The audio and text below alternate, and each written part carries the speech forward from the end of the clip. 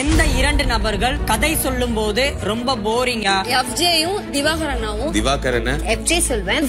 Hello மக்களே, welcome back to our channel Bigg Boss season 9. இன்னைக்கான promo 1 release ஆயிடுச்சு. இந்த கதை சொல்லும் டாஸ்க்னு ஒன்று வீட்டில் வச்சிருந்தாங்களே, அதுல வந்து யாரோட கதை நல்லா இருந்தது யாரோட கதை நல்லா இல்ல அப்படின்னு தான் வந்து வீட்டில் கேட்கறாங்க போல.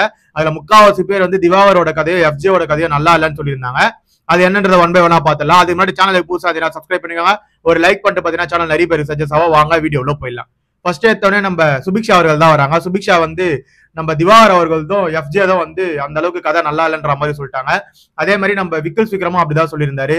நம்ம கமருதீன் அவர்களும் அப்படிதான் சொல்லியிருந்தாப்புல. கமருதீன் வந்து இவர் ஆக்டரா, எனக்கு இவர் டாக்டரா தானே தெரியும் அப்படின்ற மாதிரி டைலாக்லாம் விட்டு சொல்லியிருந்தாப்புல. அதே மாதிரி துஷார் அவர்களும் வந்து திவாகர் அவர்கள் தான் சொல்லியிருந்தாரு. அதாவது அவர் கதையில வந்து எந்த ஒரு சுவாரஸ்யமும் இல்லைன்ற மாதிரி அவரும் சொல்லி முடிச்சிட்டாப்ல. பட் இதுல என்ன ஒரு ட்விஸ்ட்னு பாத்தீங்கன்னா, பிக் பாஸ் வீட்ல இன்னைக்கு மிகப்பெரிய ஆப்பு இருக்கு அப்படின்றது ஒரு லைவ் அப்டேட்டா நம்மளுக்கு கிடைச்சிருக்கு மக்களே. அதாவது பிக் பாஸ் வந்து செம்ம காண்டா இருக்காப்ல. அது மட்டும் இல்ல, டாஸ்க் நேற்று நடந்துட்டு பாத்தீங்களா, வீக்லி டாஸ்க், அதை முழுக்க நிறுத்தி இருக்காரு. ஓகேவா, நிறுத்திட்டு உங்களோட ட்ரெஸ் இருந்தா நீங்களே வச்சுக்கோங்க, இந்த மாதிரி ஒரு ஒஸ்ட் சீசனா நான் இந்த பிக் பாஸ் ஹிஸ்டரியிலேயே பார்த்தது இல்லை அப்படின்னு சொல்லிட்டு கழுவி ஊத்திருக்காரு.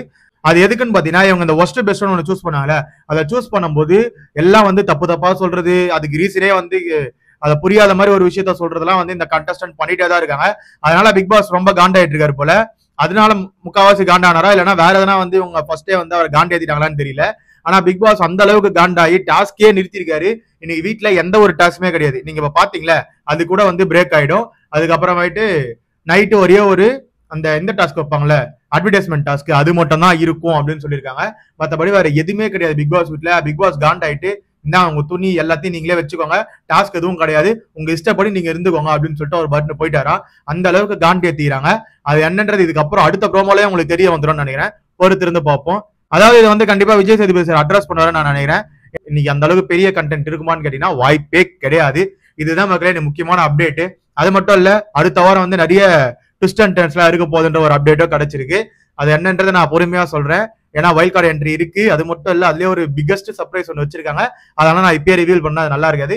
நான் அதுக்கு அடுத்த வீடியோல சொல்றேன். அது வரைக்கும் நம்ம சேனலை சப்ஸ்கிரைப் பண்ணிக்கோங்க, கூட இருக்க பெல் ஐகானை தட்டி விடுங்க. அப்பதான் நம்ம போற வீடியோலாம் உடனே வந்து சேரும். Love you, bye, take care.